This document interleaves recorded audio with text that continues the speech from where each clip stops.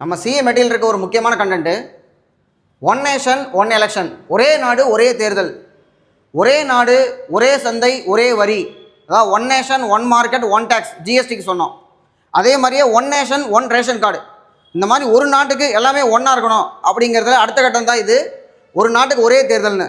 ஏன்னா இப்போதைக்கு நமக்கு மாநிலங்களுக்கு அந்தந்த மாநிலத்துக்கு 5 வருஷம் முடியும் பொழுது தேர்தல் நடக்கும். மத்திய அரசுக்கு பார்த்தோம்னா மத்தியத்துக்கு நமக்கு பாராளுமன்றத்துக்கு லோக்சபா எலெக்ஷன் அது ஒரு ஃப்ரீக்வன்சியில் போயிட்டுருக்கு. இந்தியா சுதந்திரம் வாங்கினதுக்கு அப்புறம் நம்ம அரசியலமைப்பு கொண்டு வந்தோம்.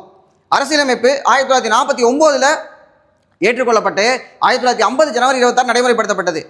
அதன் அடிப்படையில் நம்ம தேர்தல் வைக்கிறோம். அந்த எலெக்ஷன் முடிஞ்சு 52 எல்லா ஸ்டேட்டுமே கவர்மெண்ட் ஃபார்ம் ஆகுது, நமக்கு யூனியன் கவர்மெண்ட்டும் ஃபார்ம் ஆகுது. அப்போ இந்த 52 எல்லாரும் ஒன்றா வரும்போது ஏன் தேர்தல் தனித்தனியாக நடக்குதுன்னு பார்த்தோம்னா ஆர்டிகல் 356 பயன்படுத்தி நிறையா ஸ்டேட்டை கலைக்கிறாங்க. அப்போது பல மாநிலங்களில் கவர்மெண்ட் கலைஞ்சு போகும்போது ஒவ்வொரு ஸ்டேட்டுக்கும் ஒரு 5 வருஷம் போயிட்டுருக்கு. இப்போ இவங்க என்ன சொல்கிறாங்கன்னா ஒரே டைமில் எல்லாத்துக்கும் தேர்தல் வைக்கலாம்னா, இப்போ ஒருவேளை ஒரு மாநிலத்தில் 356 போடுறாங்க, கலைச்சி விட்டாங்க, திரும்ப எலெக்ஷன் வைக்கிறாங்கன்னா என்ன பண்ணுறது அப்படின்னு கேட்கும் பொழுது ஒரு டென்யூர், இப்போ உதாரணத்துக்கு 2029 நமக்கு பார்லிமெண்ட் எலெக்ஷன் லோக்சபா எலெக்ஷன் வரும். இதே தமிழ்நாட்டுக்கு பார்த்தீங்கன்னா 2031 தான் நமக்கு அசம்பிளி எலெக்ஷன் வரும். அப்போ 2029 என்ன பண்ணுறது, இந்த தேர்தலை வைக்கிறது. ஒருவேளை இடையில அரசாங்கம் கலைஞ்சு போச்சுன்னா ரிமைனிங் பீரியடு, அதாவது 5 வருஷத்துக்கு இருக்கக்கூடியதை அந்த ரிமைனிங் பீரியடுக்கு மட்டும்தான் புது கவர்மெண்ட் வரணும் அப்படிங்கிறாங்க. இதைத்தான் நம்ம ஏற்றுக்க மாட்டேன்னு சொல்கிறோம். எதனால் ஒன் நேஷன் ஒன் எலெக்ஷன் அப்படிங்கிறது பிரச்சனைன்னு சொல்லிட்டு இருந்தாலும் 2034 வரக்கூடிய தேர்தல், அதாவது அடுத்து வரக்கூடியது 29 லோக்சபா எலெக்ஷன், 2034 கவர்மெண்ட் கொண்டு வந்துருவேன்னு சொல்கிறாங்க. சரியா?